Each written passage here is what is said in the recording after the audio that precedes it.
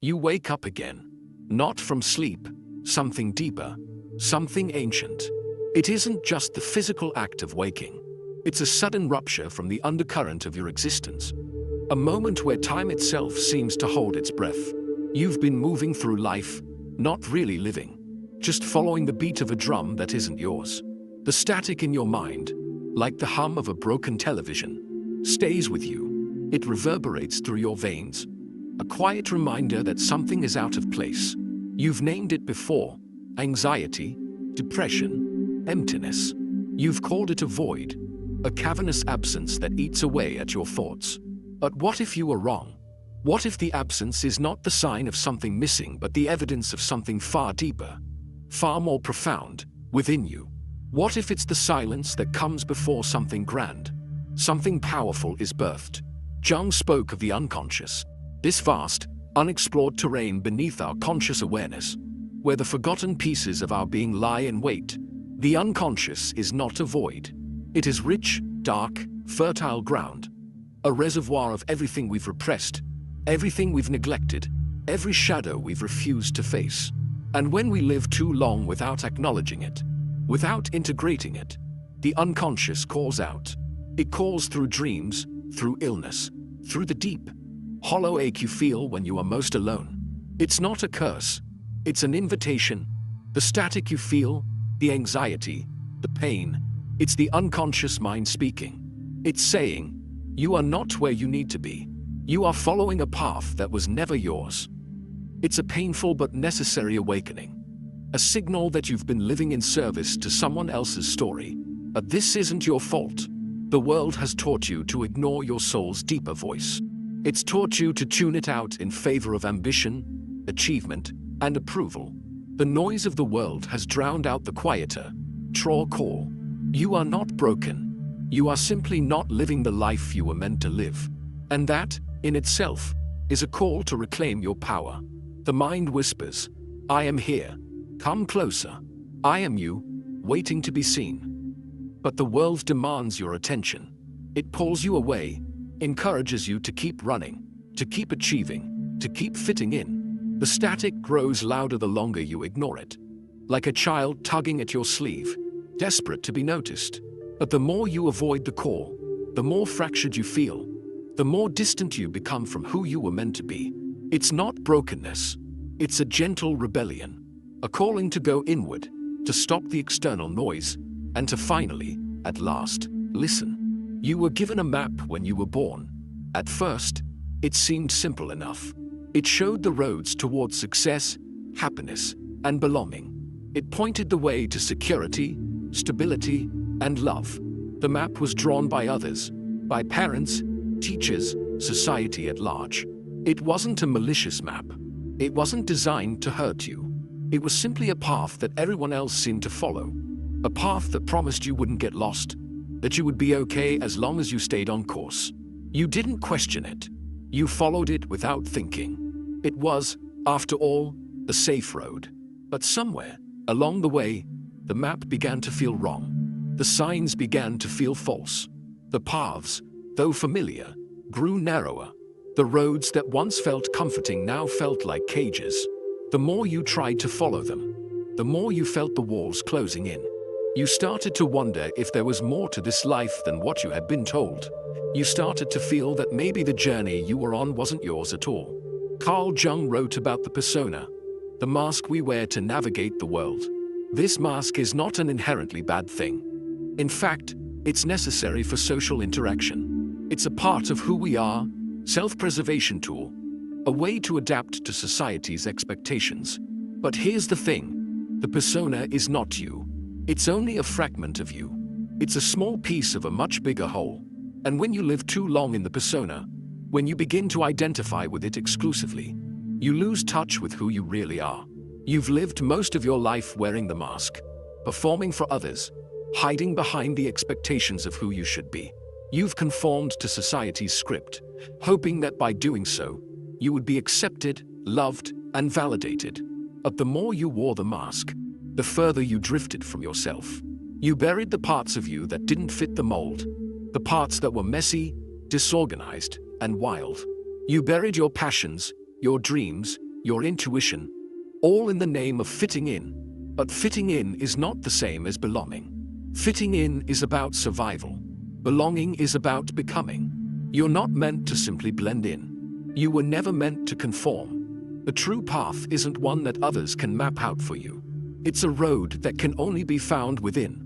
Jung's concept of individuation, the journey toward wholeness, requires shedding the mask and revealing the true self.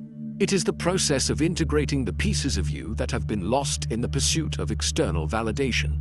It is the painful but necessary process of reclaiming all the parts of you that you have abandoned. The journey toward individuation requires courage. The courage to stand naked before yourself. To look at the parts of you that have been ignored or rejected. To listen to the whispers of your own soul, no matter how faint they seem. It requires letting go of the false identities you have created and walking toward the truth of who you are. No matter how daunting that truth may be, you are not lost. You are only misdirected. You have wandered down paths that were never meant for you. And now, the map is no longer enough. You must start to create your own. There is a deep, quiet hum in the center of you. It is a voice that has been there all along, just beneath the surface, waiting for you to stop, to listen. It is the voice of your soul, the part of you that knows exactly who you are meant to be. You may have ignored it for years, buried it under layers of noise, distraction, and expectation. But still, it waits. It waits to be heard. This voice isn't loud or forceful. It doesn't demand attention with shouting.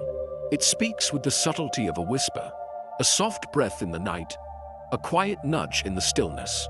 This voice is the self, the deepest, truest version of you, and it's been trying to make itself known, trying to break through the layers of confusion, to show you the way back to yourself. Jung wrote about the concept of the anima and animus, the inner feminine and masculine forces that exist within us all.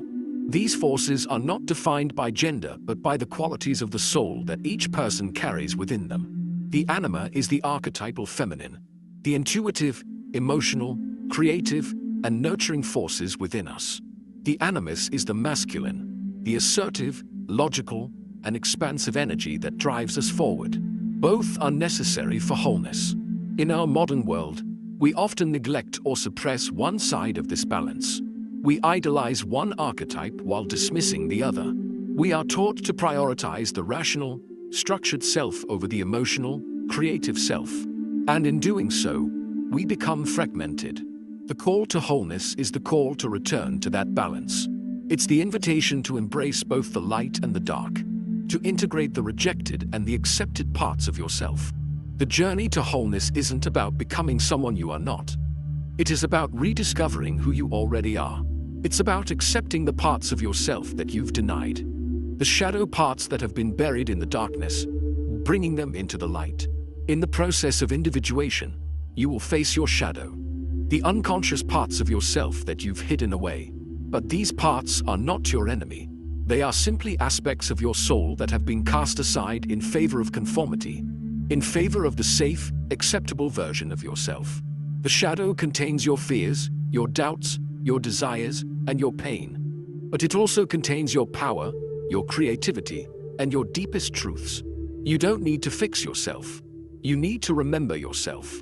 You need to let the process of remembering unfold, to trust that you are not broken, but simply fragmented. Your soul has been waiting for you to integrate the parts of you that have been denied, to accept all of yourself, not just the parts that society praises. You have spent your life trying to control it all, haven't you? The world, your destiny, your image, your happiness. The fear of the unknown has driven you to grasp at anything you can hold on to. You've clung to plans, schedules, routines. You've built structures in your life that promise stability and certainty. You've tried to control the people around you, to shape them into the versions you desire. But despite all your efforts, despite all the plans and all the control, you know deep down that life is not a puzzle you can piece together. The harder you try to control, the more it slips from your grasp. The tighter you hold on, the more it slips through your fingers. You begin to see the futility of trying to force everything into your rigid understanding of the world. The plans you so carefully constructed start to unravel. The safety net you thought you had built starts to fray. The illusion of control becomes painfully obvious. You cannot control life. You cannot control the flow of time. You cannot control the people around you. Control is an illusion, a construct of the ego, a belief that if you just hold things together tightly enough, you can avoid the chaos that lies just beneath the surface. But life is chaos. Life is unpredictability. It is fluid. It cannot be contained.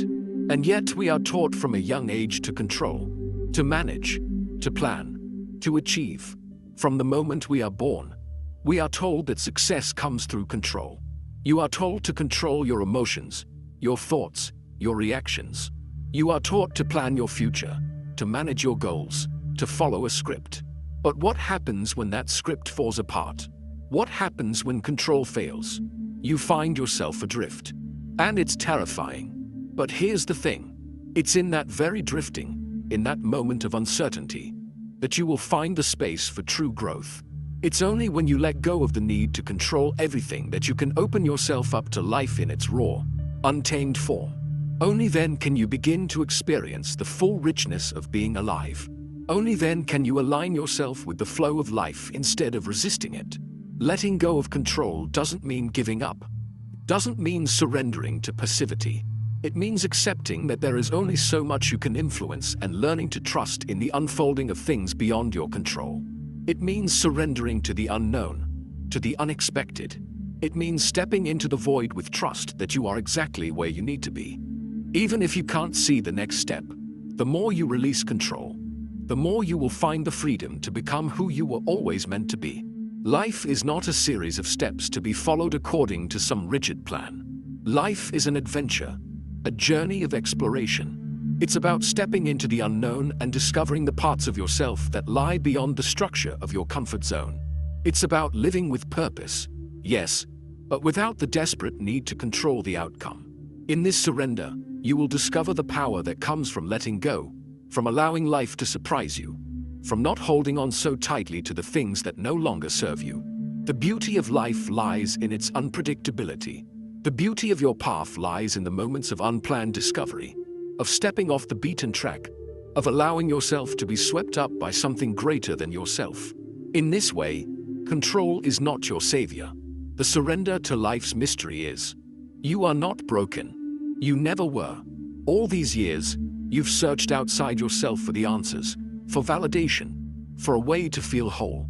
You've sought the approval of others, clung to the opinions of the world, and followed the paths of those who came before you. But somewhere along the way, you lost yourself. Somewhere along the way, you stopped listening to your own voice, to your own heart.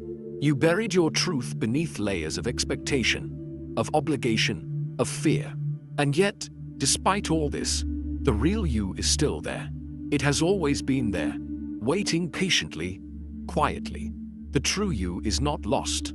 It is simply waiting for you to turn inward, to shed the layers of the persona, and to remember the path you were meant to walk. The return to self is not about discovering something new. It's about reclaiming what you've already forgotten. It's about remembering who you were before the world told you who you should be. Before you learned to wear the mask, before you learned to conform, before you learned to shrink yourself to fit into the boxes society created for you. The real you is not something you need to create. It is something you need to uncover. You are not a blank slate, waiting to be filled with the expectations of others. You are a soul, already complete, already whole. You simply need to peel away the layers that have kept you from recognizing it. This is the journey of individuation, of becoming who you truly are. It is the process of integrating the parts of yourself that have been neglected or rejected. It is the integration of the shadow, the light, the masculine, the feminine, the conscious and the unconscious.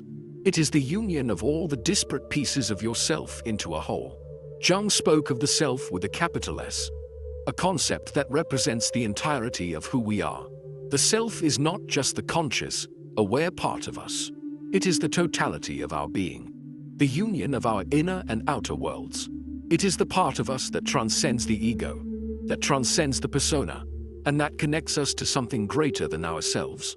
In the journey back to the self, you will encounter resistance. You will encounter fear. You will encounter doubt. But this is not a sign that you are on the wrong path. It is simply a sign that you are breaking free from the chains of your past, from the masks you've worn, from the illusions you've lived by. You are not broken. You are becoming. You are returning to the truth of who you are. You are shedding the layers of facades and discovering the unspoken parts of yourself, the parts you've long ignored. It is in this rediscovery that you will find your peace. It is in this return to the self that you will find your power. You are not lost. You are exactly where you need to be. You are on the path of remembering. And though it may be unclear at times, the journey itself